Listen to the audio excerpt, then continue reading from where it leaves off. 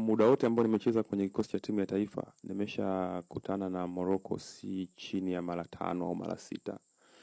Nadhani tukifikiri kwamba Morocco ambao tumekutana nayo kwenye michuano ya qualification ya World Cup itakuwa ndo Morocco ambao tutakutana nayo kesho, itakuwa ni uongo.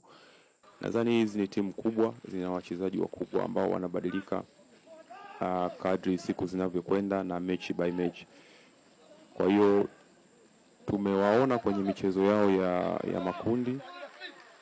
Mwalimu ametengeneza details ambazo zitaisaidia timu kwa ajili ya mchezo wa kesho, na tunatarajia mabadiliko ya kiuchezaji pia, kwa sababu ni timu ambayo inaweza kubadilika tena inapocheza na mpinzani wa aina fulani.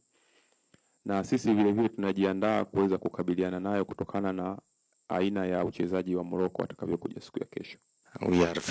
Tunakaribia kucheza mchezo mgumu zaidi katika historia ya soka la Tanzania, lakini tuko tayari kupambana. Tutaingia uwanjani tukitoa kila tulicho nacho, tukipigania matokeo mazuri kwa ajili yetu na kuonyesha taswira nzuri ya soka la Tanzania. A good image for the Tanzanian football.